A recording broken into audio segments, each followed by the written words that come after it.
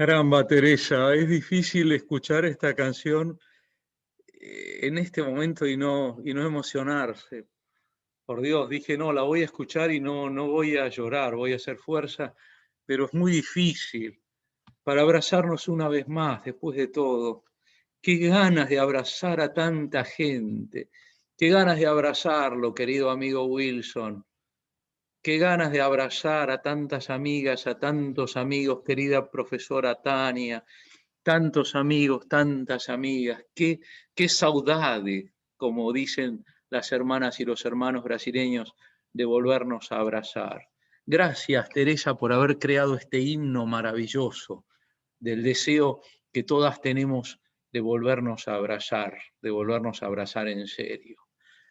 Y qué esperanza que hay, por otra parte, en esta canción, porque hay un después, ¿no? Hay un después. Queridas amigas, queridos amigos, muy buenas tardes para quienes estamos en esta costa del océano y en la otra costa del océano Pacífico y en el medio. Muy buenas noches para quienes están en África. Estoy viendo a varias amigas y amigos de Angola. Para quienes están en Europa, estoy viendo algunos amigos y amigas que están en España, y a quienes están en China, nuestras alumnas y alumnos del programa de cursos para el doctorado, que están conectándose desde China a la madrugada, muy tempranito en la madrugada de China. Muy bienvenidas, muy bienvenidos a este nuevo encuentro que nos brinda este extraordinario equipo de investigación, de producción académica, de estudio sobre la relación entre música y derecho. Este es un sueño que el Departamento de Ciencias Sociales ha venido acariciando y ha venido regando como se riega una pequeña plantita desde hace ya prácticamente 10 años, que ha cuajado en una cantidad de eventos, rock y derecho, ópera y derecho, tango y derecho, una cantidad de encuentros que hemos tenido, donde hemos tenido incluso ballet y danzas folclóricas, no solamente argentinas, también recuerdo mexicanas, por ejemplo, en su momento, colombianas también. Aquel encuentro tan lindo que hicimos, los juristas cantamos por la paz, que fue en el aula magna de la facultad, y recientemente el segundo evento sobre derecho y heavy metal, los heavy metal y derechos humanos. Este es un camino verdaderamente tan apasionante y tan desafiante por lo poco transitado, entre otras cosas, por ser una senda virgen y donde hay tanto, tanto, tanto para hacer. Y hoy este grupo nos está trayendo un regalo maravilloso, porque nos está trayendo a una de las máximas representantes de la música latinoamericana, que es la señora Teresa Parodi, cuya voz escuchábamos recién en esta composición extraordinaria que ha hecho desde y sobre el clima que estamos viviendo en todo el mundo a consecuencia de la peste. La verdad, creo que interpreto a mis queridas dos compañeras de gestión del Departamento de Ciencias Sociales, las profesoras doctoras Isabel González Nieves y Andrea Laura Gastrón, en sentido de agradecerles realmente por esta maravilla y agradecerle muy, muy del corazón, muy especialmente, lo dijimos antes de empezar en privado, pero se lo decimos ahora en público, a Teresa Parodi por habernos hecho el honor de hoy estar con nosotros para esto de cantar por los derechos humanos. Hay una realidad, profesor Wilson, que usted y yo sabemos muy bien, porque durante aquellos años de Zumbu, durante aquellos años de plomo, de un lado en Argentina, en Brasil, en el hermano Chile, en Paraguay, en Bolivia, en Uruguay, se cantaba como forma de resistir a la dictadura militar. Una de las maneras de resistir que teníamos los jóvenes y las jóvenes a la dictadura militar era cantando. De manera que esto a nosotros se nos hace muy evidente. Yo creo que a la generación mía se le hace muy evidente la vinculación entre música y derecho y se nos hace realmente muy asombroso que las facultades la ignorasen tan obcecadamente, tan insistentemente, cuando era algo tan obvio, ¿no? Me acuerdo, como se acordarán muchas y muchos aquí, como se acordará la querida profesora doctora Tania Mota, que siempre nos está acompañando y aparte con las dos banderas que siempre pone. Y seguramente Tania se acordará también cuando en aquella época alguien sacaba una guitarra en Brasil y empezábamos a cantar Para não dizer que não falei das flores, ¿no?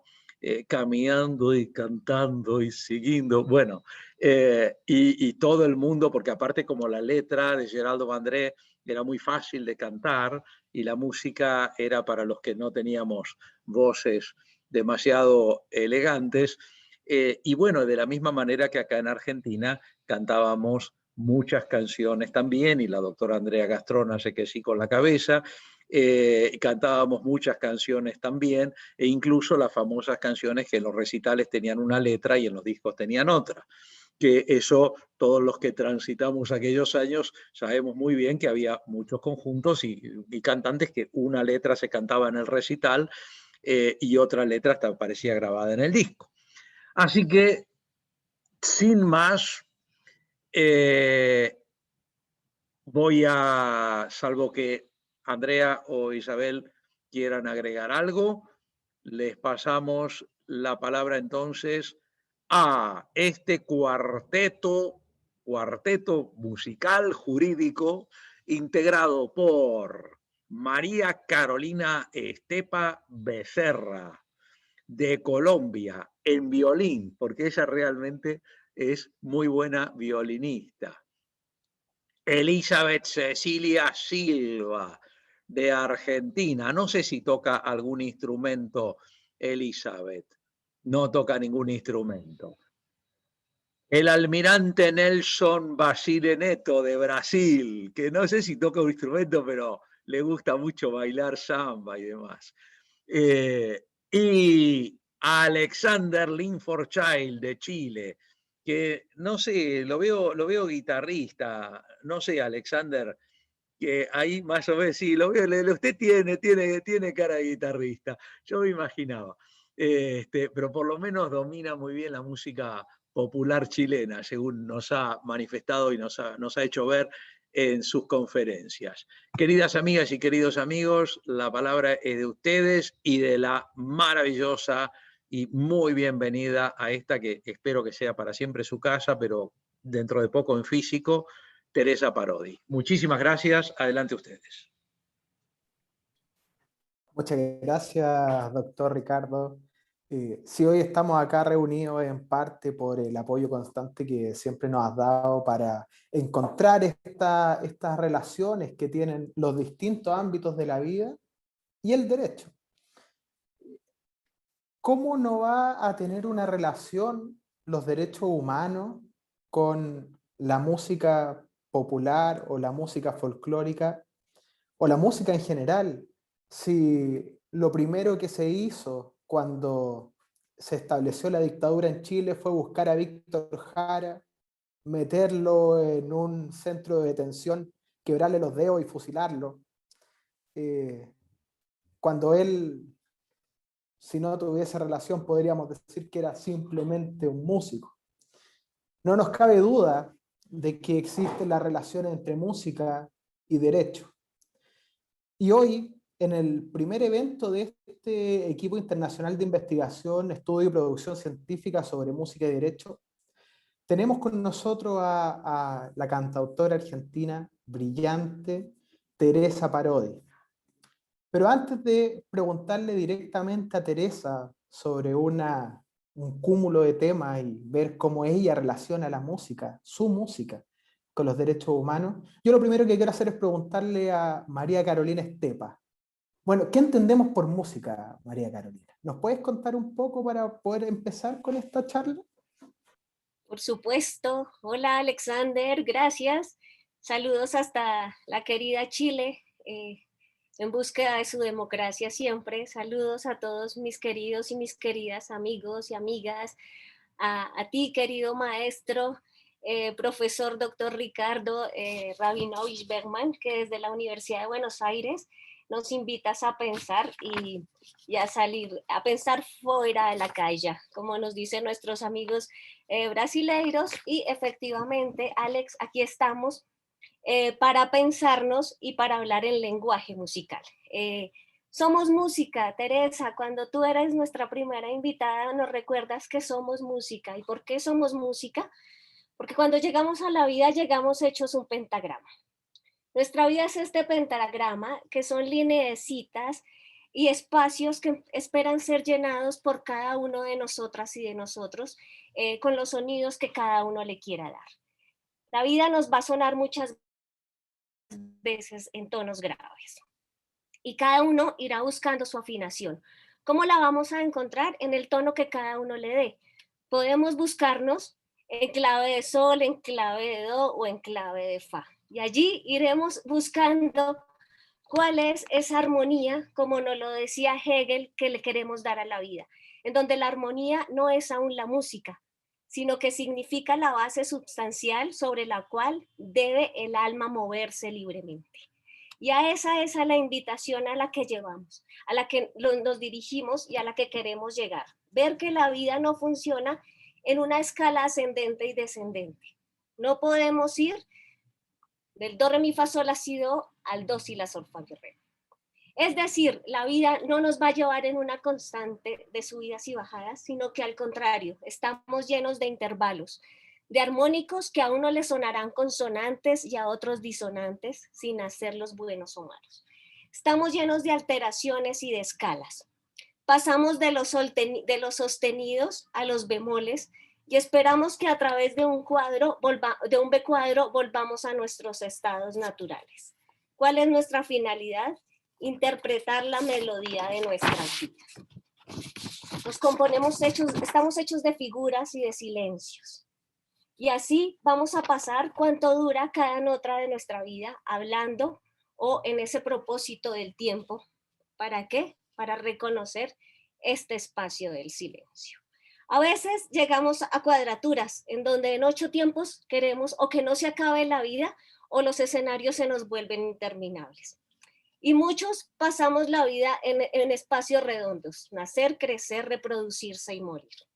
Sin embargo, estamos realmente llenos de blancos y negros, de blancas y negras tonalidades, en donde y allí vamos a querer vivir en sociedad, en colas y silencios que nos corresponden a las corcheas, semicorcheas, fusas, semifusas y cuadrifusas, en donde no sabemos de qué manera reproducirnos, a través de notas, son las notas con uniones. Lo que se nos olvida, estas notas con uniones conectan valores de notas en espacios muy breves. Y generalmente queremos poner el puntillo esperando que sea el punto final, pero no sabemos que es para extender un poco más o la nota o el silencio. Y después de todo esto, por fin llegamos en este compás de espera al silencio, que es el que nos permite escuchar la historia de los demás, que es la que nos deja compartir esto que tú nos enseñas, Teresa, que el amor puede más, que efectivamente tenemos que pintar un mundo nuevo y que los pueblos que cantan siempre tendrán futuro, porque esa musiquita nos recuerda que la vida existe. Gracias por estar aquí. Gracias, Ricardo. Gracias, Andrea. Gracias. Que viva la Universidad de Buenos Aires. Y aquí estamos en concierto de los derechos humanos por la vida y por un mundo mejor. Gracias. Grande, Carolina. Muchas, muchas gracias. Impresionante, bellísimo. Nos trataron de convencer desde el siglo XVIII de que la vida era solo racionalidad. Y hoy en Chile, mientras estamos discutiendo la nueva constitución, también se discute si hay que cambiar el lema que es por la razón o la fuerza, que sin duda hay que cambiarlo, y algunos están proponiendo que sea por la fuerza de la razón. Otros decimos que ese lema es un lema del siglo XVIII que deja a 3/4 del ser humano fuera. No podemos seguir pensando que la razón solamente es el único elemento que nos compone. Por tanto, por eso hacemos esta iniciativa y queremos demostrar que el hombre, la mujer, todo ser humano no está compuesto por un solo elemento, sino que nuestra complejidad es lo que nos hace ser realmente lo que somos y lo que nos ha permitido el desarrollo de la humanidad hasta donde estamos hoy. Hoy más que nunca llega el momento de dejar de lado, en cierta medida, la razón, que nos dijeron que era la única forma que existía desde el siglo XVIII, y empezar a agarrar también el resto de los elementos que nos componen como personas. Elizabeth, por favor, presenta a nuestra querida expositora y sigamos dándole curso a nuestro evento. Adelante, Elizabeth, gracias. Muchísimas gracias, Alexander. Buenas tardes a todos y a todas. Si queremos hacerlo fácil, la verdad que estuve pensando cómo presentar a Teresa, podemos decir que Teresa nació en Corrientes y es una de las cantautoras más representativas de Argentina y de Latinoamérica.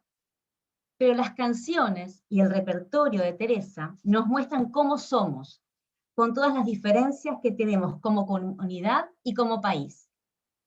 Desde sus inicios ya se puede apreciar en sus canciones esa conjunción de música y derecho. Pedro, el canoero, nos describe cómo es la vida en el río, lo difícil que es, la soledad que se pasa. Vargas, en El silencio del albañil, nos cuenta lo duro que es el desarraigo.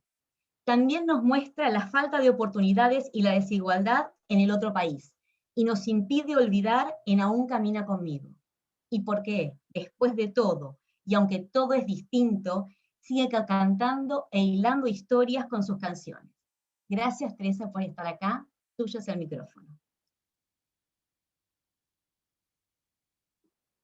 Bueno, muchísimas gracias. La verdad es que me emocionaron todos ustedes con este recibimiento tan cálido.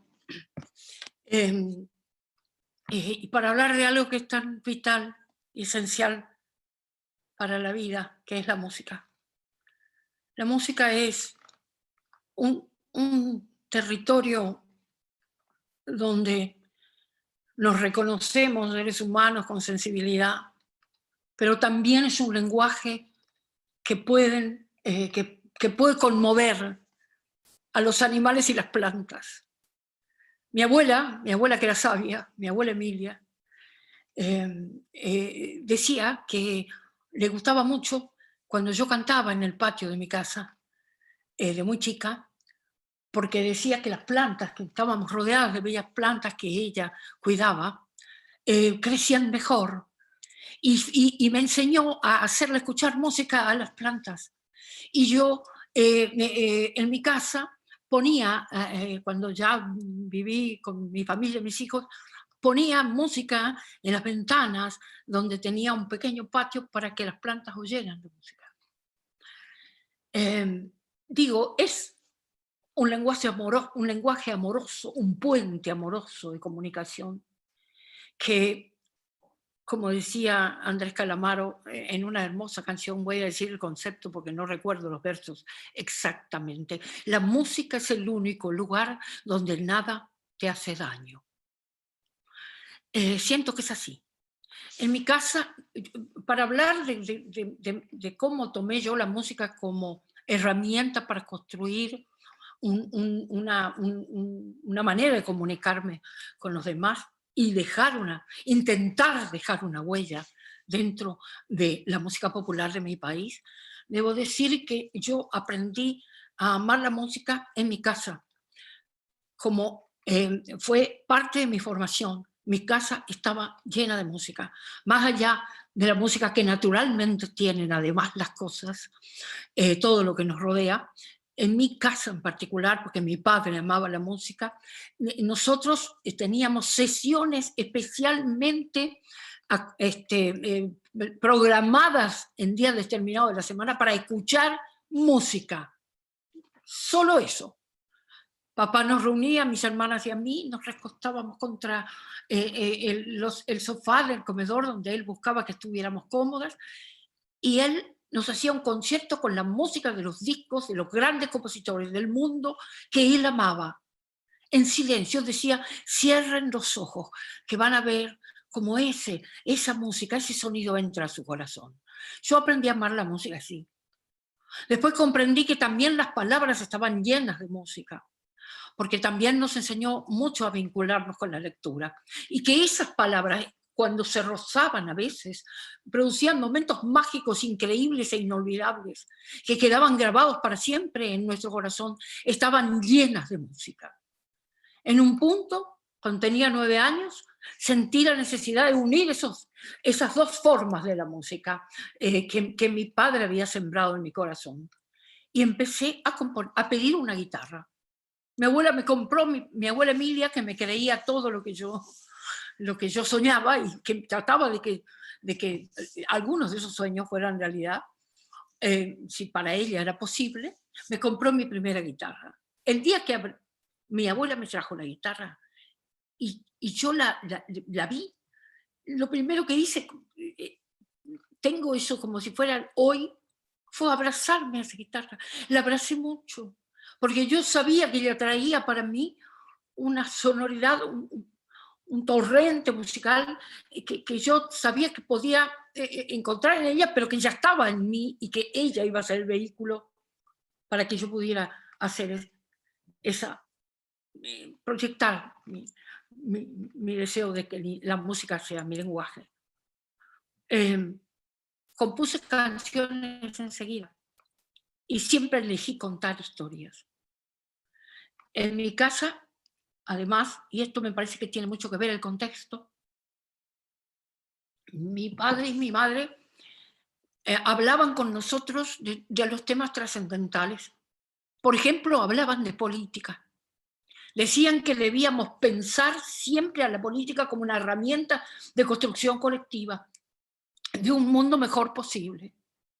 Y que entonces nosotras debíamos escuchar cuando ellos hablaban, porque debíamos comprender esa herramienta para alguna vez saber elegir en qué país queríamos vivir.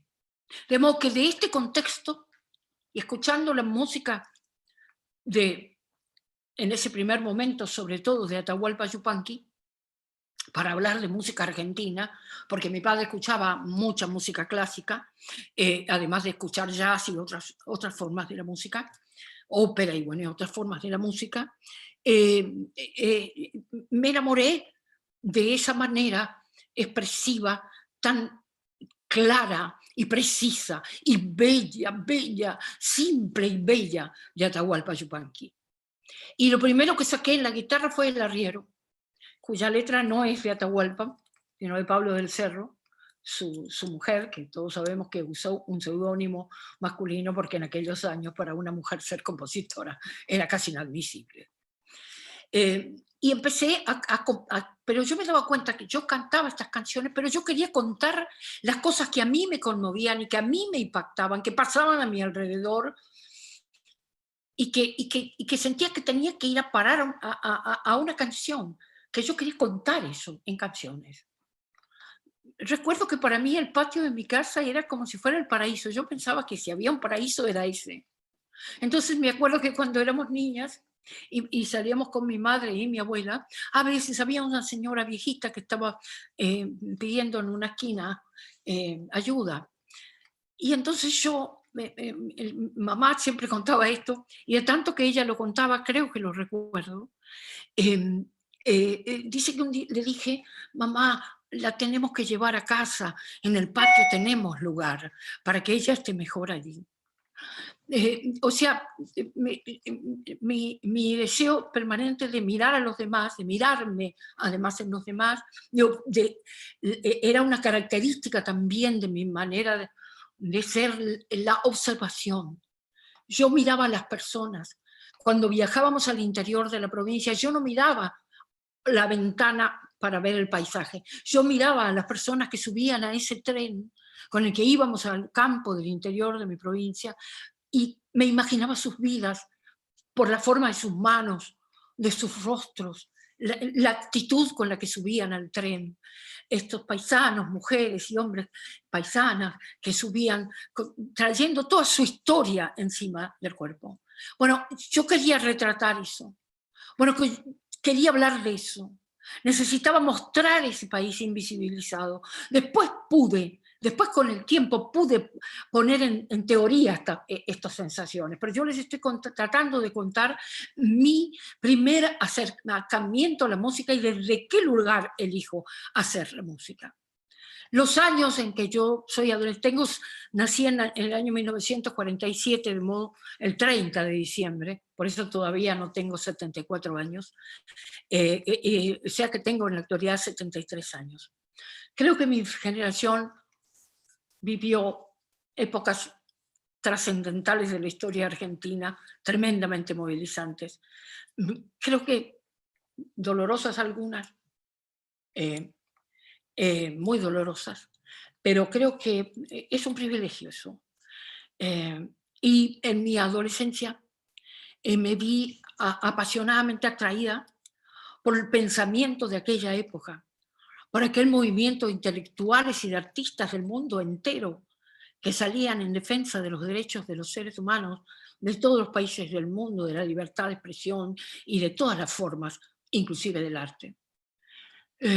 Recuerdo las discusiones, las grandes discusiones en la universidad, en donde estudié un par de años, porque luego dejé para ejercer otra de mis profesiones, que era el magisterio, precisamente porque ya había tomado posición de algún modo también en política, y apasionadamente elegí la Juventud Peronista para militar. Y entonces sentí la necesidad de ejercer el magisterio que ya tenía desde los 16 años en algún lugar donde hiciera falta. En ese viaje hacia ese lugar profundo de la Argentina, elegí para ejercer el magisterio el interior del interior. Fui a ser maestra rural en una escuelita del Monte Misionero y me fui también con mi guitarra. Siento que la experiencia de trabajar en ese lugar y ver el país desde esa profundidad tan diferente cambió para siempre mi vida y mi canción. Todo me llevó allí, todos los caminos que recorrí me llevaron allí, todos los pensamientos que abracé me llevaron allí. Y desde allí empecé un camino completamente diferente hacia adelante, teniendo como herramienta, como elemento para llegar a los demás, para comunicarme, para expresarme, mi canción. Ahí empezó a nacer en mí la necesidad de contar el otro país, Elizabeth. Ahí empecé a necesitar mostrar ese otro país definitivamente en las canciones. Armar como un friso, como espejos sonoros donde pudiera yo contar la vida de estos seres invisibilizados, de estos hombres y mujeres que habitan ese paisaje, esos paisajes, esas lejanías, esos olvidos. Y poner en canciones esas historias de vida, esos espejos donde mirarnos. Y fue lo que traté de hacer a lo largo de mi vida, aún hoy, con una deliberada elección del modo musical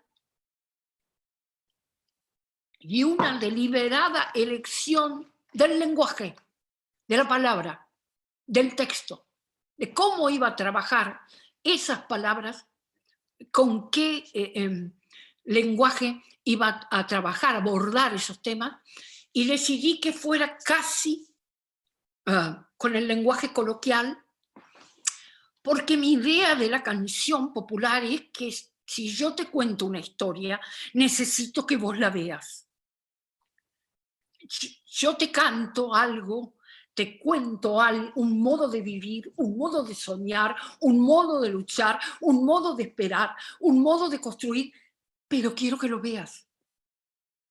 Quiero que los detalles con que te lo cuento te lo graben en tu corazón, casi como si tú le pudieras poner un rostro a esos seres que habitan mis canciones. Porque esos seres que habitan mis canciones están en todas partes, en todos los países, en todos los rincones del mundo, en todos los pueblos. Y uno puede reconocer cuáles son, quiénes son. Y por eso creo que es muy importante que las canciones sean, para mí, visuales, visibles. Entonces, trabajé cada texto y cada melodía casi con las manos, con una obsesión por ese trabajo y por reflejar esa realidad profunda que existe en nuestro país, de un sector tremendamente marginado de este interior profundo, y que quedaran reflejados y vivos, contando su propia historia una y otra vez en las canciones.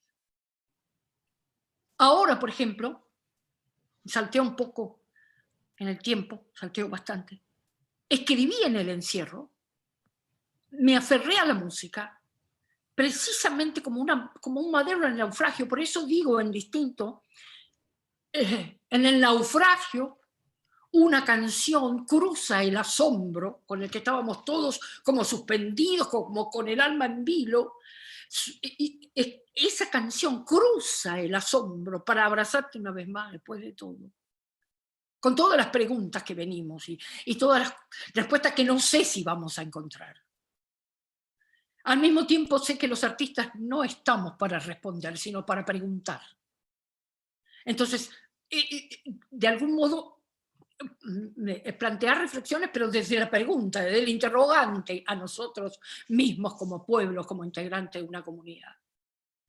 Entonces, para mí, esa música en este tiempo fue mi madero en el naufragio. ¿Y qué me pasó con eso? Encerrada en la ciudad, en Buenos Aires, fui a buscar el sol tremendo de mi tierra, fui a buscar el verde, fui a buscar el agua, fui a buscar ese paisaje sonoro porque sentía la necesidad de expresarme una vez más, de aferrarme a eso una vez más, o sea, de pararme con toda mi identidad en esa raíz para seguir cantando. ¿Y qué apareció? ¿Qué apareció delante de mis ojos? De mis más profundos recuerdos. Historias de vida, otra vez, de seres que habitan ese paisaje y que siempre, nunca tuvieron voz, ni nunca fueron mirados como deberían ser mirados y escuchados. Entonces aparecen en este disco que he compuesto ahora y que va a salir en breve, aparecen canciones netamente marcadas por lo urbano, desde donde las escribo como distinto, y luego de golpe un chamamé fulminante que se llama Musicagua, en el que hablo justamente de qué es esta música para mi pueblo. ¿Qué significa esta música para mi pueblo?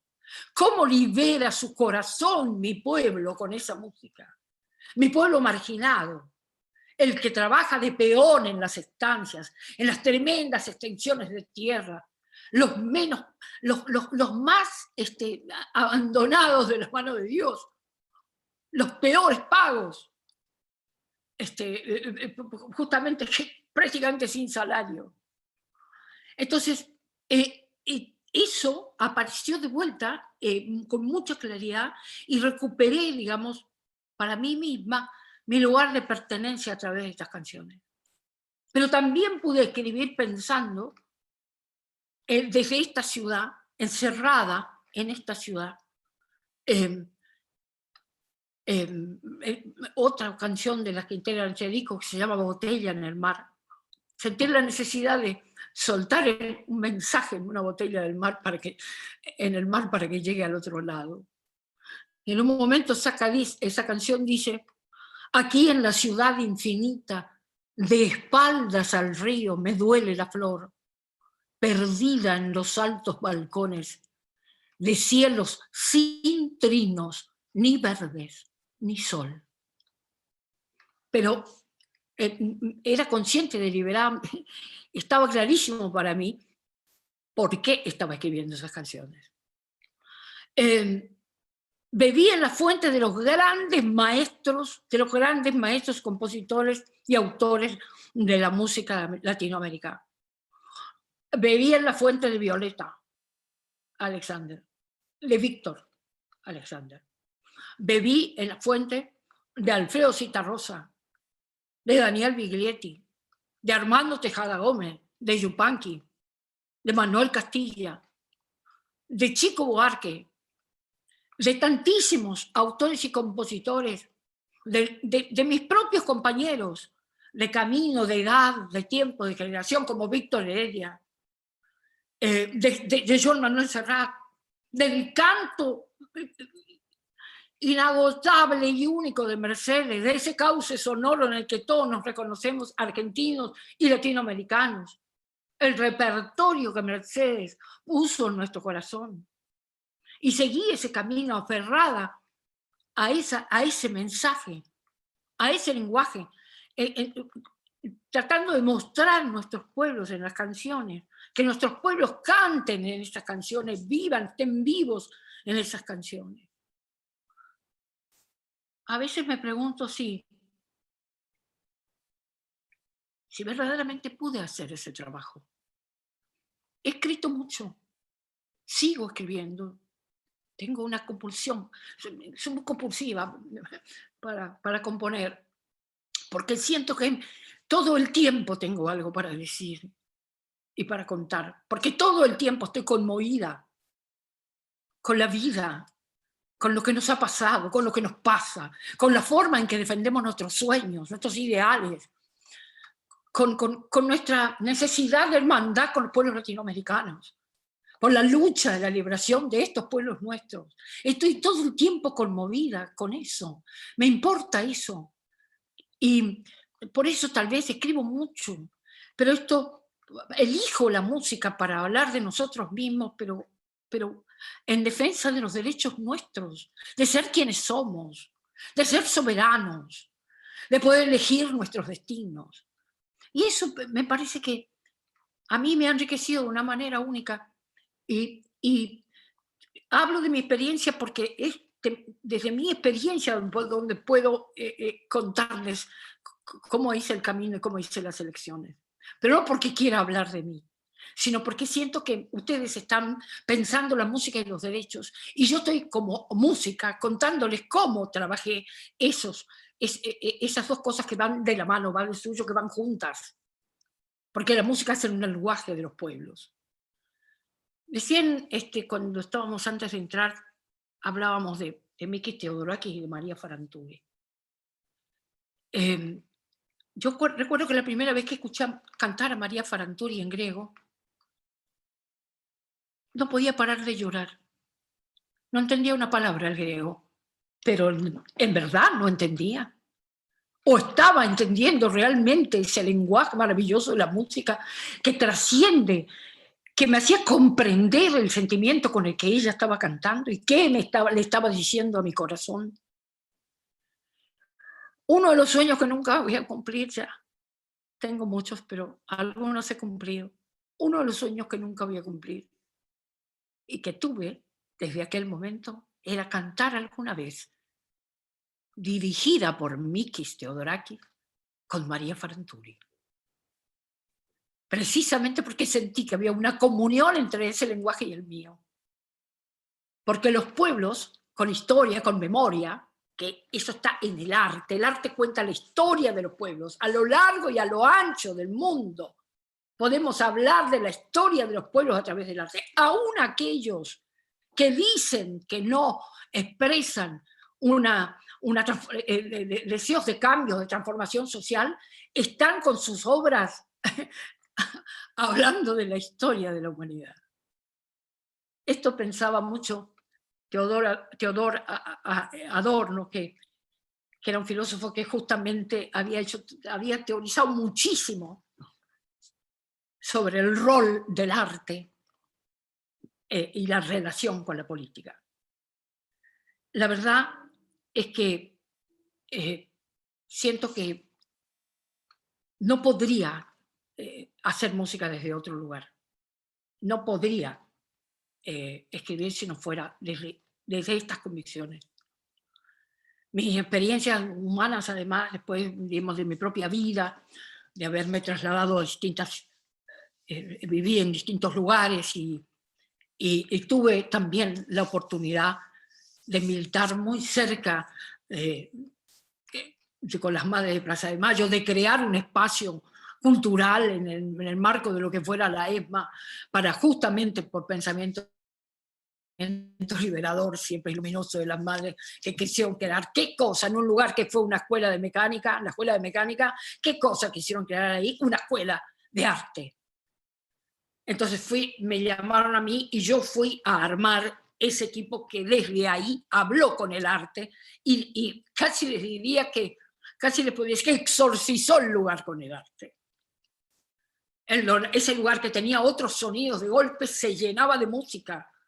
Ese lugar que tenía otros colores y era helado en todos los sentidos, se llenaba de luz con las obras de arte, con los actores actuando, con los bailarines bailando, con todos nosotros adentro llenos de vida, como las madres nos venían abriendo un camino diferente en ese lugar de horror.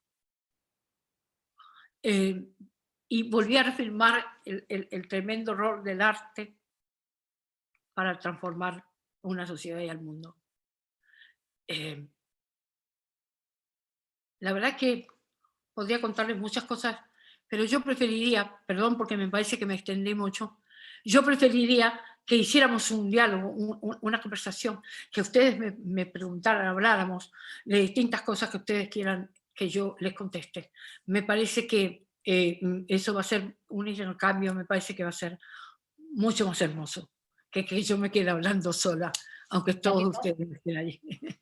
Lo que pasa, Teresa, que escucharte es verdaderamente un placer, y te quiero decir que cumpliste tu objetivo, porque voy a contar una pequeña anécdota. Yo la escuché por primera vez a Teresa en un recital que dio Teresa en la Rural, en el contexto del Día del Telefónico. Mi papá era telefónico, trabajaba en Entel cuando existía la vieja Entel.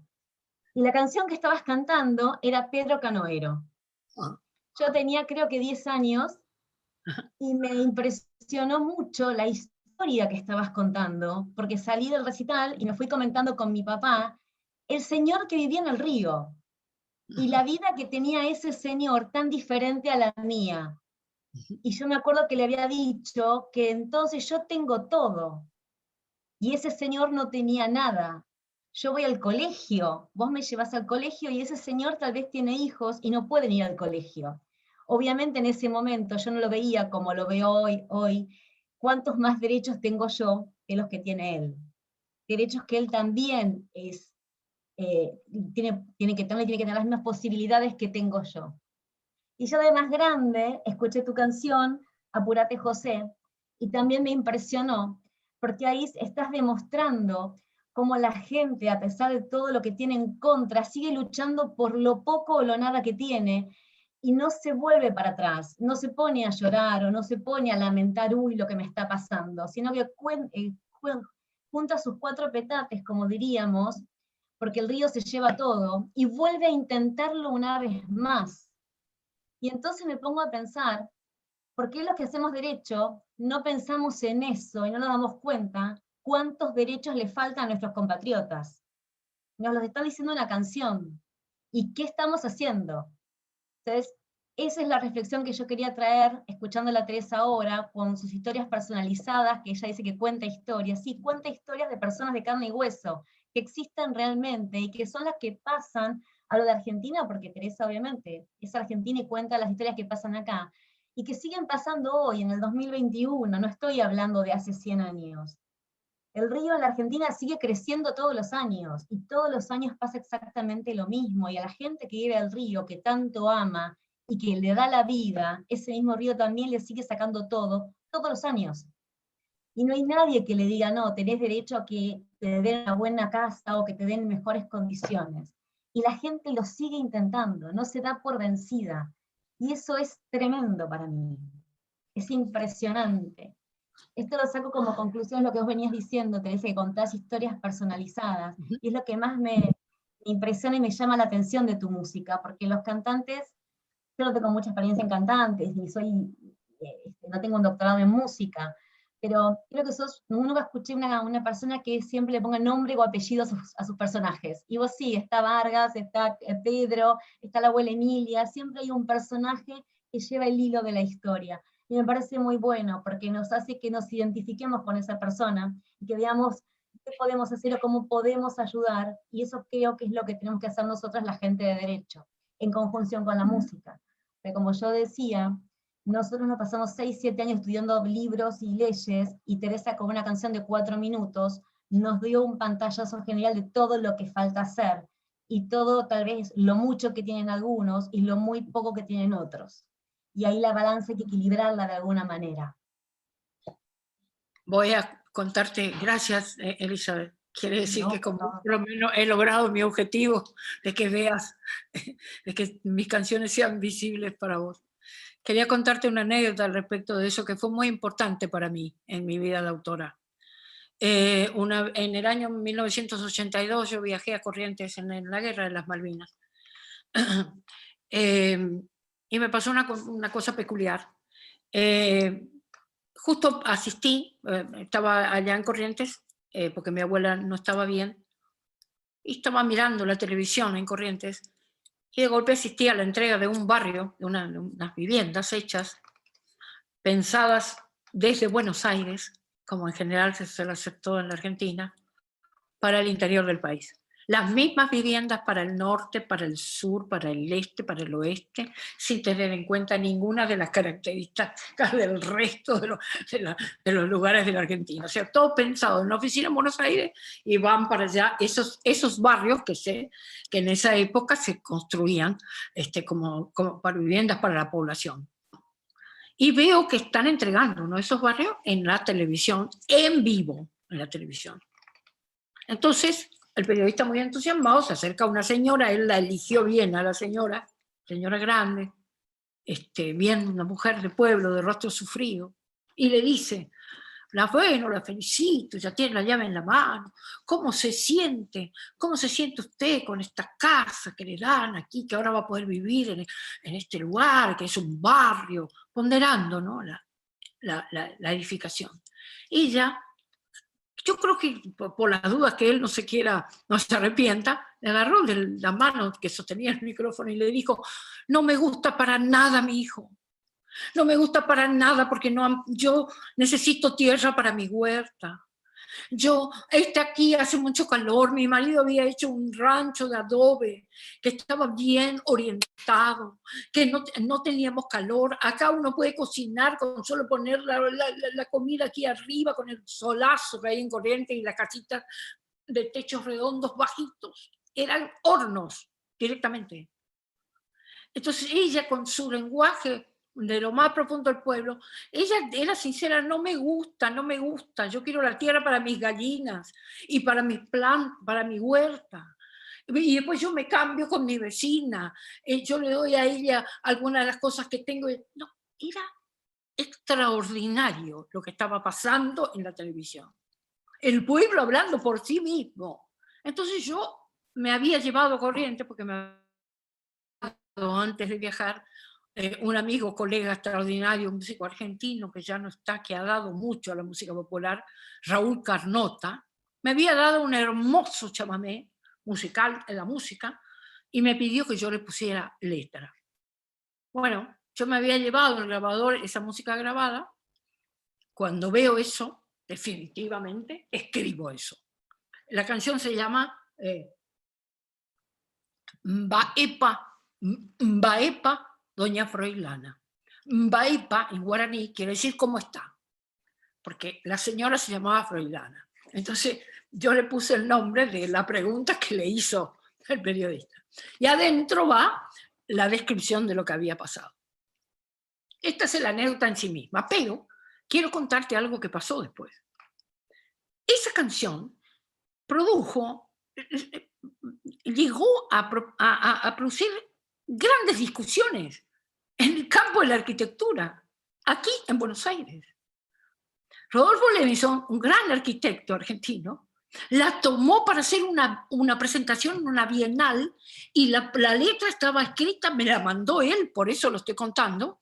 La letra de la canción estaba escrita en la presentación de su proyecto de arquitectura.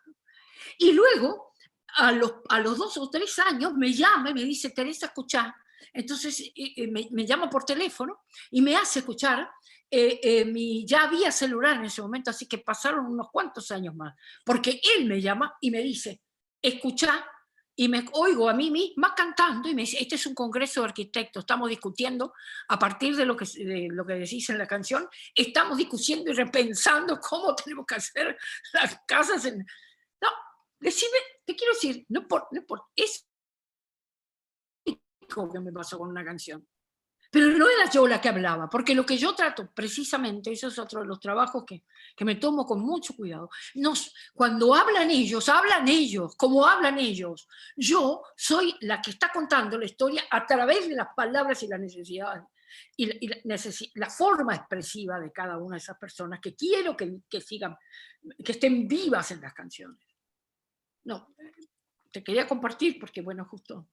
No, justamente eso es lo que vemos, investigamos esto, que eso es lo maravilloso de la música, y por eso justamente surgió la idea de este proyecto de investigación y me animé a invitarte, porque eso es lo que pensamos, que a través de la música se pueden lograr este tipo de cosas, que es también lo que dice el doctor Rabinovich, que la música, al no tener fronteras, como vos decías hace un rato, y al ser internacional, no tener idiomas, que todos la podemos entender, produce justamente esto. Y nosotros creemos que podemos llegar a cambiar las cosas a través de la música y del arte, o por lo menos lo vamos a intentar. Sí. Y no sé si mis compañeros quieren hablar o quieren preguntar algo. Yo tengo otra pregunta para hacerle a Teresa, si no les dejo el micrófono, si no acaparo todo. Yo tengo algo pequeñito. Teresa, no hay nada más lindo, yo creo, que ponerle la voz a los sin voz. Siempre nosotros decimos que los derechos humanos son universales, que todo el mundo tiene derechos, pero en realidad los que pueden llegar a litigar a las cortes por los problemas que pueden llegar a tener son los menos. Y ponerle la voz a los que no tienen voz es una misión muy difícil, creo yo, por lo que tú dices, porque hay que intentar no mezclar el yo con lo que quiere decir él, como lo que tú decías. Y por otra parte, me llama la atención otra cosa, poner voz a los sin voz. Es también poner voz a los que nunca van a poder hablar, porque también les pasó algo. ¿Qué pasa, Teresa? Y yo te quería preguntar, cuando tú escribes una canción con una historia y te das cuenta que pasan los años y esa historia podría replicarse perfectamente después de haberla escrito 20 años después. O sea, cuando tú te das cuenta que detectaste una problemática en una historia de una persona determinada y que después, si tú quisieras ampliar esa canción a todo el resto de una colectividad, te das cuenta que 20 años después podemos seguir diciendo exactamente lo mismo y que no cambió nada de lo que tú pudiste detectar en esa historia en ese momento. Está perfecto esta pregunta que me haces, Alexander, porque es verdad eso. Así como te conté alguna canción que pudo modificar algo, y que inclusive te cuento que años después, bastantes años después, en otra entrega que hubo de casas de mismo estilo en Corrientes, la gente cuando le entregaban la llave, todos se habían ido, esto yo lo supe después porque bueno, me mandaron los habitantes, muchos conocían, muchos de los que estaban ahí en ese acto, le entregaban al gobernador la letra de Doña Froilana envueltita como si fuera un pequeño diplomita, ¿viste? Ellos le daban la llave y ellos le daban la... Bueno, no, porque el barrio seguía siendo igual al de la... Todavía tenía que discutirse mucho para que se cambie, ¿no? Pero me acordé ahora cuando lo dijiste, que me encantó que pasó eso, así como la gente te tomó la palabra ahí, ¿viste? Eran ellos los que le entregaban. O sea que se volvió el gobernador a su casa con un montón de letras, todas de Doña Froilana, a cada uno que recibió la casa. Bueno, pero te decía que no sé, yo creo que me produce una tristeza y una impotencia y tengo la sensación de que, bueno, de que siempre nos falta mucho. ¿no? Porque para crear esa conciencia, para poder comprender la diversidad, para poder comprender los distintos, para poder ponerse en la piel del otro, ¿no? Nos falta mucho, por eso no termina nunca esta lucha, de verdad. Lo que hace el arte de golpe es moverte a la reflexión. Te quiero decir, Alexander, que si yo pensara que no sirve ya, lo mismo lo haría para dar testimonio. Porque yo creo que hay que dar testimonio siempre, nunca renunciar a ese derecho, ¿no? Entonces yo seguiría escribiendo esas canciones eternamente, porque sé que tengo que hacerlo. Yo tengo que seguir diciendo, esto pasa aquí, pueda cambiarlo o no, esto pasa, esto sigue pasando aquí.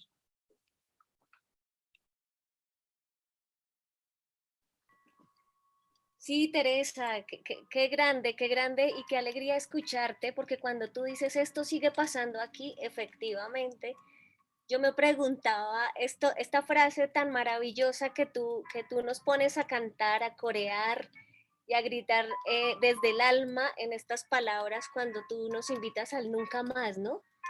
Y cuando nos dices que aprender la lección de la historia debe ser no perder la memoria. Y esto es en ese grito de lo que tenemos que cambiar. Y hay algo que cuando yo empiezo a escucharte, me impacta demasiado, me toca el corazón y me transforma y me mueve el alma.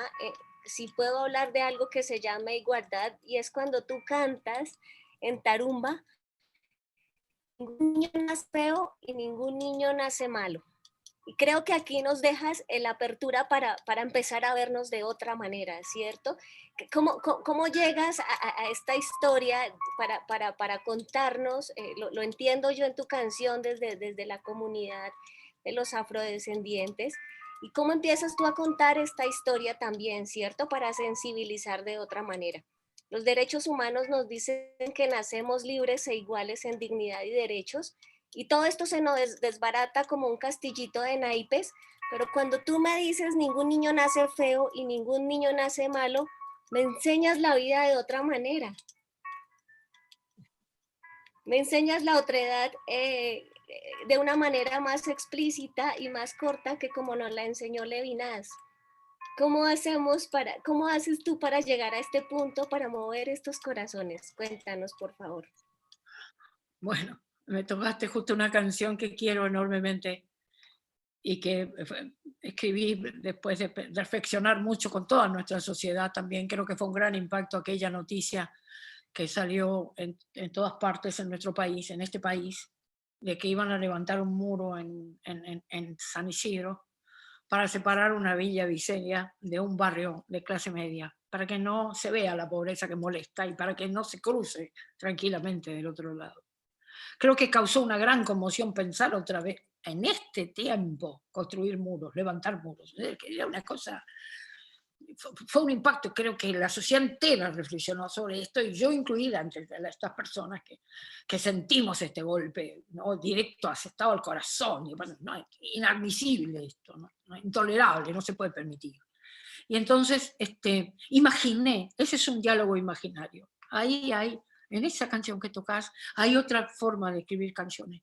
Yo me imaginé cómo le diría una madre a un niño que se ha levantado ese muro, pero que no importa que esté ese muro ahí, porque es lo mismo.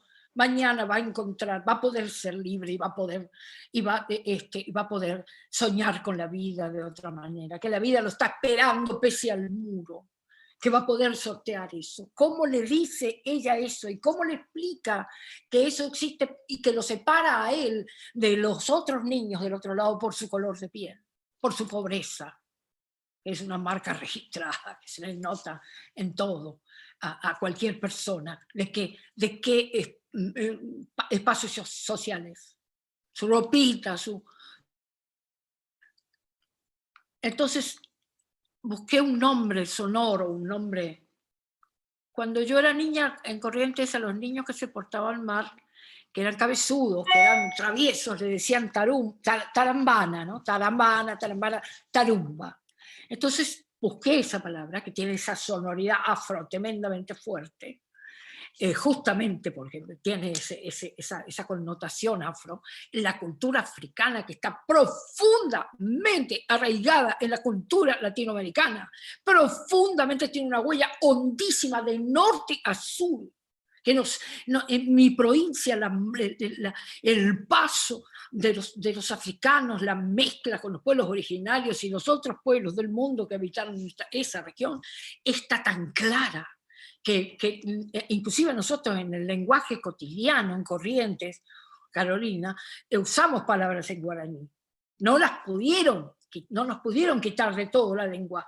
Y muchas de las palabras en guaraní, muchas de las palabras que dice mi pueblo, también son de origen africano.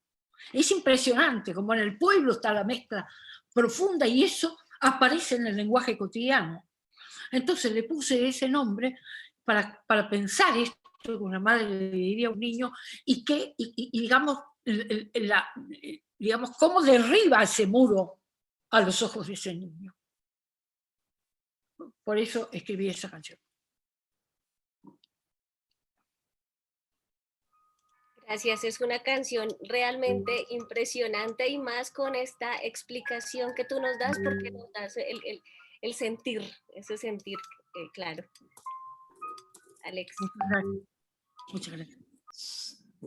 Alexander, Teresa, no yo sé si estoy, sí, voy a abrir al público, pueden hacer preguntas mediante el chat para que las pueda contestar Teresa. Yo quiero decirte, Teresa, que te encuentro demasiado poderosa.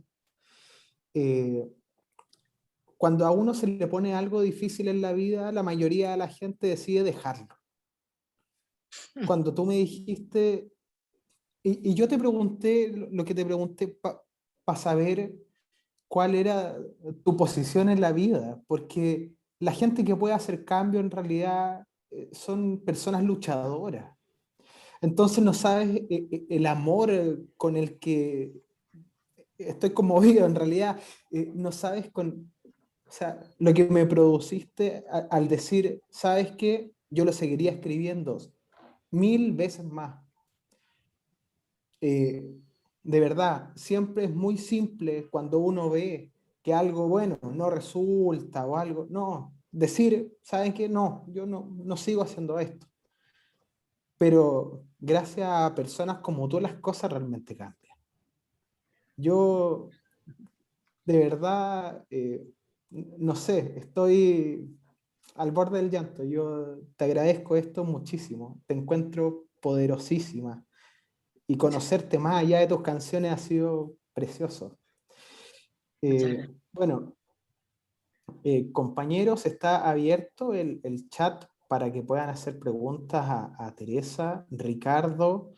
No Ale, sé si quiere. sí, tenemos, Sí. bueno, yo la verdad es que estoy encantado de no tener que hablar porque yo también estoy muy emocionado y comparto cada palabra que ustedes han dicho y mi agradecimiento por la presencia de Teresa, y yo creo que en las facultades de Derecho tenemos que escuchar mucho a los artistas. Esto se lo dije, está el querido Ariel Pancini en el público, el hombre heavy metal y derecho está en el público, y esto se lo dijimos al vocalista del grupo Serpentor cuando vino a dar su conferencia en el aula magna de la facultad, y le dije en ese momento, ¿cómo necesitaríamos que vengas a dar clases de derecho, que seas profesor de derecho? Porque creo que en las facultades de derecho necesitamos escuchar mucho más a los artistas, necesitamos escuchar mucho más a gente como Teresa, porque realmente, no sé, yo recién, por ejemplo, la escuchaba a Teresa comentando algo bueno, que los argentinos todos sabemos, que es que, por ejemplo, la gente de Corrientes y de Misiones y también de Formosa utilizan muchas palabras en guaraní. Mi abuela era correntina. ¿Qué te parece, Teresa? Mi abuela era correntina. Tenés marca en el oído, ya está. ¿Viste? No, bueno, mi abuela era correntina y hablaba mucho guaraní, ¿no? Desgraciadamente murió cuando yo era muy chico, pero yo empecé a captar la sonoridad de ese lenguaje magnífico que es el guaraní, una lengua musical completamente. Y claro, y también de la misma manera que en otras partes de Argentina se hablan palabras en aymara, palabras en quichua, en Chile palabras en mapudungún, palabras en aymara, palabras en quechua y así sucesivamente. Y cuando nosotros en las facultades de Derecho, yo no sé, el otro día estuvimos en un evento en la Universidad Nacional del Nordeste, en Corrientes, y podía haberlo preguntado, la verdad, decir, se toma conciencia verdaderamente de que cada idioma tiene conceptos que tienen que ver con lo jurídico que son completamente diferentes. Y hay conceptos que no existen y otros que sí están y demás. Se toma conciencia de que la gente que habla guaraní, por ejemplo, piensa lo jurídico de otra manera, ve lo jurídico de otra manera. La gente que habla quichua, la gente que habla aymara, la gente que habla las distintas lenguas indígenas, visualiza los conceptos de otra manera. Entonces, esto no sé hasta qué punto lo vemos en las facultades y me parece que es importante. Aquí tenemos una pregunta de la querida profesora doctora Tania Mota de Oliveira, de Brasil, una brillante jurista brasileña, que te pregunta sobre la relación entre la música Apurate José y la problemática de las etnias indígenas. Esa es la pregunta de ella. Bueno, no sé si entiendo perfectamente la pregunta, pero Apurate José es justamente la historia de la... Yo escribí Apurate José para contar la relación que tiene casi sagrada que tiene mi pueblo con el río. El río, como decía, creo que... Yo te lo planteaba, Teresa. Que les trae la vida, pero también les trae la muerte. Es un ser vivo. Cuando yo era niña, una vez jugábamos con mis hermanas en el campo, adentro de mi provincia, al lado del río. Y estábamos bromeando mucho y diciendo, inventando cosas. Y de golpe un pescador mayor que estaba sentado allí, que era un paisano del lugar, un hombre grande que se llamaba Palí, Don Palí, nos miró y nos dijo, serio, niñas, delante del río no se miente. Nosotros quedamos como, wow, ¿no? Y quedamos para siempre con una cosa distinta, mirábamos al río. Esto tiene que ver con la relación que tienen los pueblos originarios con la naturaleza. Que mi pueblo en la profundidad, mi pueblo con toda su diversidad de distintas etnias que lo habitaron y de distintos países del mundo que integran, comunidades que vinieron de distintos países del mundo, todos terminan teniendo este vínculo tremendamente poderoso con el río, con el paisaje y con lo que despierta el río en la población. Entonces, la canción lo que hace es contar ese vínculo, contar el por qué vuelven. Ese es su lugar en el mundo. Desde ahí miran la vida. El río los define, son el río.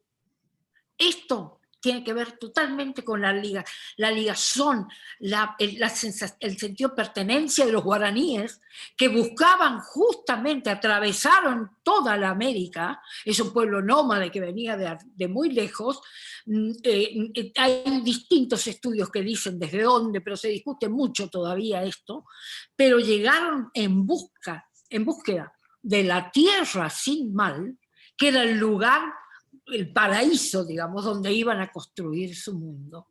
Y esa tierra sin mal fue el Paraguay, el sur de Brasil y una parte de Uruguay y de Argentina.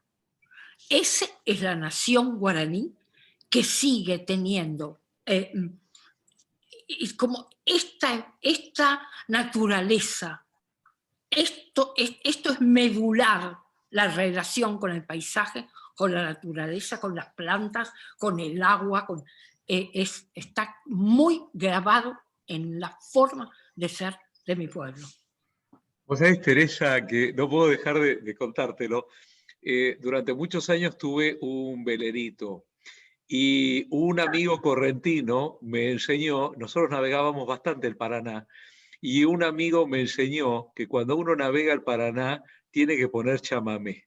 En el velero. Y me decía, uno verdaderamente cuando navega el Paraná se da cuenta de cómo el chamamé es el río, y es un experimento muy digno de hacerlo, ¿no? Entonces poníamos el chamamé en la radio, lo que sea, y navegando el Paraná. Y es impresionante, el barco empieza a bailar, ¿no? Porque toma el ritmo del río, es impresionante. El chamamé es una música tremendamente vital, es una de las músicas más representativas, pero hay otras músicas también, el ajido doble, el balseado, la charanda, el candombe, pero el chamamé es quizás la que más aglutina a todo el sector de toda la zona del litoral argentino, el sur de Brasil, en el Río Grande do Sul se toca mucho chamamé, hay grandes compositores allí de chamamé. Yo he cantado mucho en algunos festivales grandes de Río Grande do Sul, y la verdad es que es una música de tremenda vitalidad, gran mezcla de lo afro con lo español y los final, digamos, primero se tocaba con arpa, violín y guitarra, porque el violín también había sido un instrumento que tocaban los jesuitas y los guaraníes aprendieron a tocar el violín. Y acá la que está acá, Alexander, Carolina, que es violinista. Y el arpa, que es también un instrumento que es muy de los guaraníes. Pero cuando llegaron los primeros inmigrantes italianos y alemanes, vinieron con el acordeón chiquitita, la acordeoncita de 2 hileras o de 3 hileras. Bueno, ese acordeón en Corrientes se llama la verdulera.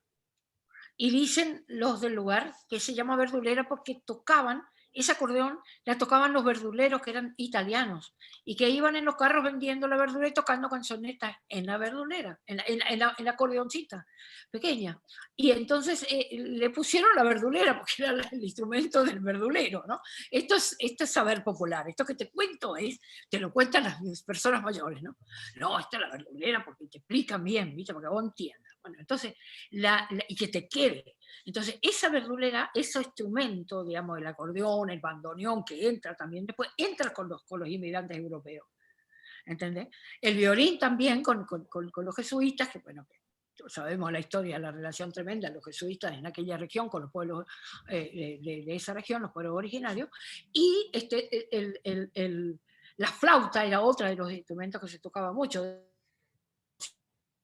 que tocan la flauta, ¿no? Como instrumento que es también de los guaraníes.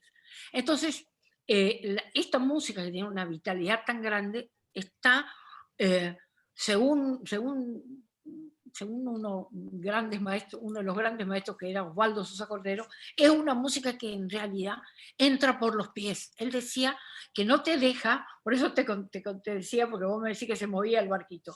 Dice que la gente que no la escuchó nunca primero le entra por los pies, entonces empieza a mover los pies porque no da más, no sabe qué hacer con el cuerpo, con la música, y entonces empieza a mover y de golpe ya es una cosa dominante y termina bailando, no tiene coreografía, se baila como se siente, entonces vos terminás bailando y celebrando y resulta que esta música que te hace algo en el cuerpo, ¿no? Él decía, pero antes de llegar digamos, al cono de esto, pasó por el corazón y ahí ya está, decía don Osvaldo. Ahí te enamoró para siempre. Era un apasionado de esta música, un gran poeta correntino, Osvaldo Sosa Cordero, el autor de Anaí, por ejemplo, una de las obras emblemáticas de la región, que decía, y me contaba a mí esto, ¿no?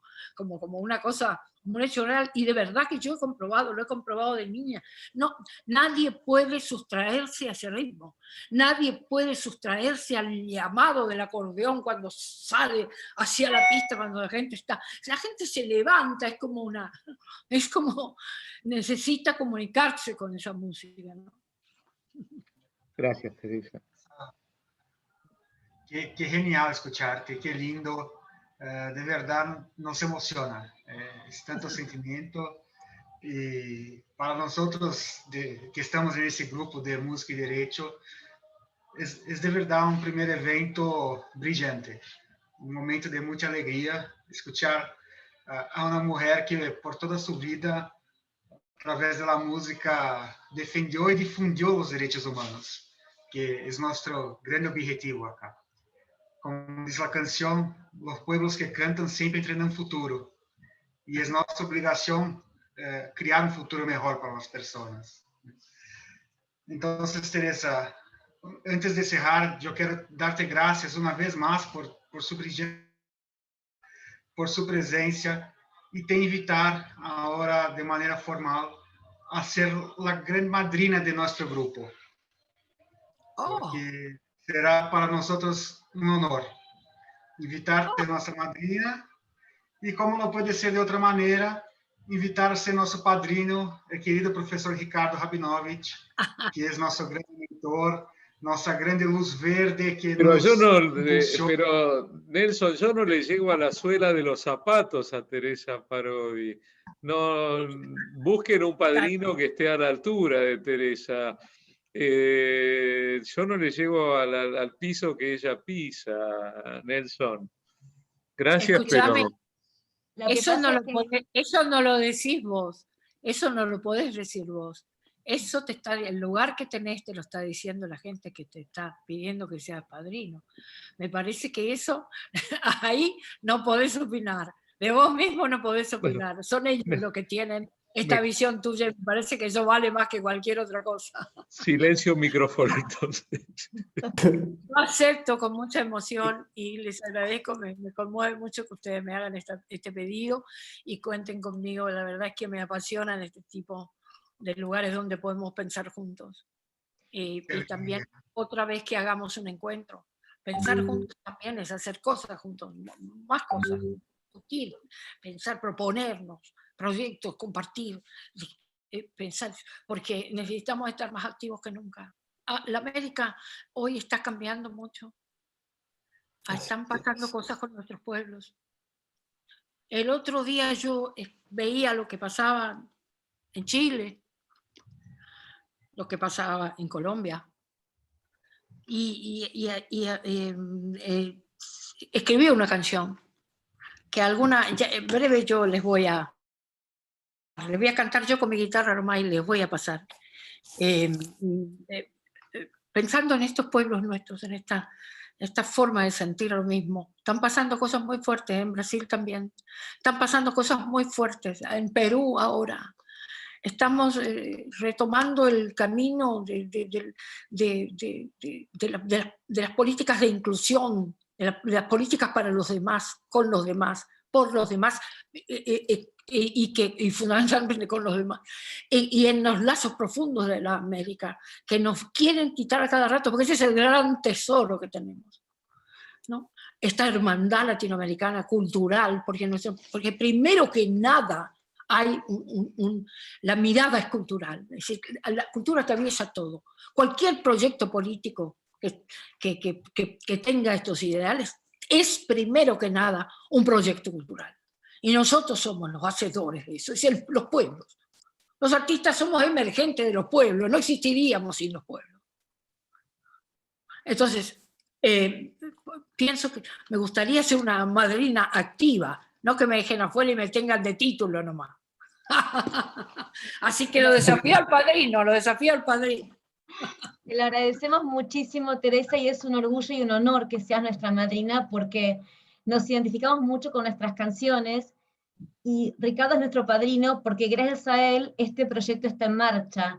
Él es el gran promotor y y gracias a él podemos, como dijo en la conferencia que dio Ariel Mancini, gracias a él podemos asaltar de cierta forma la Facultad de Derecho con estos proyectos de arte y derecho, música y derecho, cine y derecho, que no es algo muy común, es poco ortodoxo dentro de las facultades de derecho, pero tan necesario, porque como dicen tus canciones, es la forma de llegar al pueblo, en nuestro caso la Argentina profunda, y personalmente creo que me acompañan mis compañeros, es lo que se necesita para intentar modificar el derecho, es lo que tenemos que lograr para que ese derecho que nosotros tanto defendemos llegue a todos por igual, que todos tengan acceso a los derechos humanos, y no sean solamente una mera construcción de las universidades, sino que se puedan vivir, se puedan acceder, se puedan sentir, y que todos sientan que esos derechos humanos son de todos, y para todos. Creo que eso es lo importante, y creo que a través de la música, del arte, de la literatura y del cine, es lo que se logra. Y esto no lo inventé yo, es lo que dice Teresa en sus canciones, y es lo que me enseñó mi maestro Ricardo, desde que cursé con él Derechos Humanos, y era estudiante de Derecho y no estaba recibida. De eso pasaron muchos años y lo sigo viviendo cada día, porque creo que los derechos humanos tienen que estar en la calle, y todos, así como Teresa los pone en sus canciones, nosotros los abogados, tenemos que ponernos al alcance de la mano de cada uno de las personas que vienen a nosotros o que están en la calle buscando una ayuda, porque para eso son los derechos humanos, son de todos, no de unos pocos, y no son una construcción universitaria, son una construcción universal para todos los países y para todos los habitantes de cada uno de esos países. Por eso la música, porque la música no conoce fronteras, no sabe de restricciones, no sabe de idiomas, ni de edades, ni de tiempos. Es atemporal, y nos llega a todos por igual, y a miles en un minuto, y eso es lo importante. Así que muchísimas gracias a nuestros dos padrinos, porque obviamente Teresa es más que un orgullo tener una madrina activa, bueno, y un padrino más que activo que hace eventos todos los días y nos tiene ahí trabajando siempre. Sí. Pero creo que, perdón que haya acaparado el micrófono, es un poco el mensaje de nuestro grupo de investigaciones a donde queremos llegar con este grupo de investigación de música y derecho. Y creo que es lo importante, no para nosotros, sino para todos los que hacemos derecho. Muchas gracias. Y Teresa, yo te quiero contar un poco algo, porque Ricardo dice, antes dijo, bueno, búsquense a alguien de la talla de Teresa, pero Ricardo es una persona que lleva años enseñándonos cómo luchar por dos cosas, que son sumamente importantes, yo creo, para todas las personas que hemos estado bajo la dirección de Ricardo en el Departamento de Ciencias Sociales o en los cursos del doctorado, etc. Primero, por la integración latinoamericana. Ha estado siempre presente diciéndonos, mira, ¿sabes qué? Si tenemos un evento y solamente hay 3 argentinos y no metemos a ningún chileno y ningún ecuatoriano, mejor no hagamos el evento. Necesitamos acá tener todas las miradas para poder seguir avanzando. Y así creó un programa de cursos del doctorado que hoy en día tiene estudiantes de todos los países, y no solo de Latinoamérica, sino que de África, estudiantes de Europa, se han sumado estudiantes de Asia, y todos con la misma misión, que es la segunda misión que siempre Ricardo nos ha ido mostrando que es fundamental, que es la defensa de los derechos humanos y el respeto entre nosotros mismos. Entonces, a mí a veces cuando Ricardo dice, bueno, busquen a alguien de... Mira, Ricardo, querido, es un grupo de música y derecho, pero tenemos 2 pilares fundamentales, que también los dijo Teresa cuando aceptó ser nuestra madrina, que es la unión y el respeto a los derechos humanos. Y yo no conozco a una persona que haya influido tanto en muchos de nosotros, y no me cabe duda que estoy representando el sentir de muchos, que nos ha influenciado tanto para entender que estos 2 pilares no son los pilares del derecho, ni son los pilares de la vida universitaria, sino que son los pilares de la vida. Y hoy en día nosotros caminamos dentro de ese marco porque tú también nos demostraste cuál era la importancia de eso. Entonces, a mí al menos, como parte de este grupo, no me cabe ninguna duda de que esa persona tienes que ser tú y que eres una persona gigante, gigante. Quizás tú no te das cuenta de las cosas que has hecho, pero has cambiado la vida de muchos de nosotros para bien. Entonces, de verdad, Ricardo, no creo que no hay nada que hablar. Y Teresa, ese es un poco Ricardo, es la persona que está acá, que dice o se tira para abajo cuando en realidad es un gigante. Ya me di cuenta yo, enseguida. por veterana, que él tiene un gran ascendiente sobre ustedes. Es hermoso ver la admiración que le tienen y que él haya también sostenido esta idea de ustedes de crear este grupo y que sea parte activa de él. Es muy importante. Ese es el rol que tiene él, indudablemente, abrir estas puertas de estos espacios y de ahí seguir proponiendo la lucha. Me parece magnífico. Yo me di cuenta enseguida que todos hacían referencia a él, así que Ricardo, ya te conozco. Ya te vi retratado en todos los que están aquí reunidos por todo lo que haces para que esto pase. Teresa, no me queda más que agradecerte en nombre de todos, de verdad, de corazón, por todo lo que nos enseñaste hoy, por tus canciones, las historias que contás. Esperemos que poder disfrutar de vos en otro momento. Sabés que estás a mí siempre, por eso te agradezco enormemente más todavía, porque estás encima en la promoción de tu disco y con todas tus cosas, sabés que valoro muchísimo eso. Así que muchísimas, muchísimas gracias, madrina. Gracias por todo esto, gracias por tu conocimiento y tu sabiduría. Y bueno, le paso la palabra a Ricardo para que cierre el evento de hoy. Ricardo. ¿Un segundo, Ricardo? Sí, claro, por favor. Para nuestra madrina y nuestro padrino, el honor que nos hacen, creo, Teresa, que cuando tú nos enseñas a volvernos ceniza, esto es lo que estamos siendo. Cenizas, porque las cenizas son las que se elevan, y efectivamente estamos aquí elevando la bandera del amor, y eso es lo que nos une. Porque esa es tu misión, la bandera del amor, y esa es la misma bandera del amor que tiene la Universidad de Buenos Aires, que tienen nuestros grandes maestros, que tiene Ricardo, y por eso estamos aquí unidos en este mismo sentir. Entonces, les agradecemos enormemente aceptar esta invitación a apadrinarnos, y efectivamente, como tú dices, solo servimos en la medida en que estamos activos. Y aquí creo que es lo que la Universidad de Buenos Aires, por eso es la primera en nuestra región y por eso es tan amplia en el mundo, y es gracias a ti, Ricardo, y por eso no solo son ustedes dos, sino que somos todos y todas las que estamos aquí, porque por eso nos une una sola voz, que es la música, y poder cantar y llevar estas melodías. Gracias a ti, Ricardo, gracias a ti, Teresa, gracias a todos los compañeros y compañeras por estar aquí. Los queremos mucho a los dos. Están todos invitados a participar del grupo de investigación, obviamente. Tenemos que agradecer, además de Ricardo, que nos da siempre la luz verde, de Teresa, que compartió esta noche. Agradecer al Departamento de Ciencias Sociales, también a la profesora Andrea, a la profesora Isabel, que están acá, por nos permitir hacer ese grupo. Agradecer al Máster en Cultura Jurídica de Girona también, que nos permite. Muchas gracias a todos, fue lindo. Ricardo, por favor. Gracias.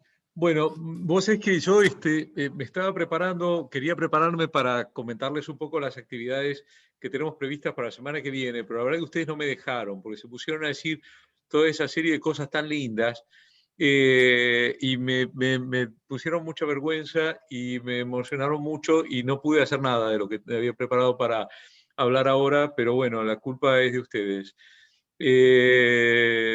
Saben que no me gustan estas cosas, lo hacen igual, pero bueno.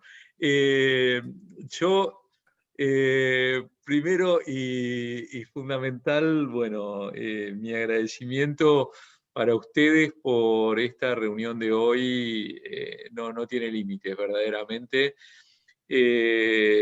Solemos decir siempre con Isabel y con Andrea que cada vez que nos toca crear un grupo de estudio, de investigación, es como inaugurar una carretera que uno no sabe si va a morirse de soledad sin que transite nadie o si se va a transformar en una autopista sustancial. Y yo lo que veo es que este equipo ha nacido con muy buena estrella. Y la verdad es que me parece que es tan importante que las facultades de Derecho tengan esto. Yo creo que hay una gran disyuntiva que se presenta en las facultades de Derecho. ¿vamos a repetir el mundo o vamos a cambiar el mundo? Yo creo que esa es la gran pregunta en una facultad de Derecho que no nos solemos hacer, que no solemos planteárnosla.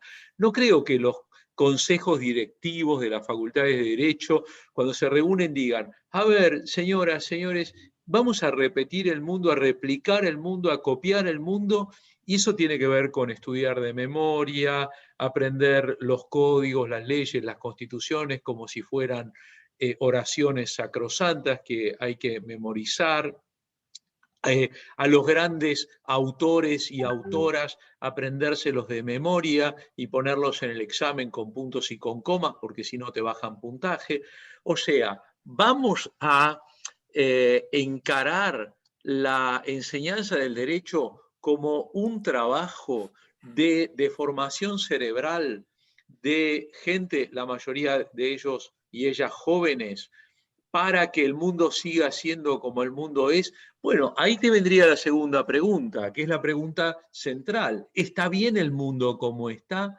¿Está bien el mundo como está? Mira, si el mundo estuviera bien como está, Teresa no habría escrito la letra de la mayoría de sus maravillosas canciones. Porque el mundo está como está y Maepa, señora y señor, bueno, si el mundo está como está, entonces no tiene sentido que lo repliquemos en las facultades de Derecho.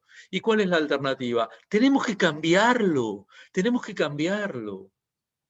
Entonces las facultades de Derecho tienen que ser centros de cambio del mundo, no centros de replicación del mundo, sino centros de cambio del mundo. Y para cambiar necesitas la creatividad. No hay cambio sin creatividad. Y para la creatividad necesitas el arte.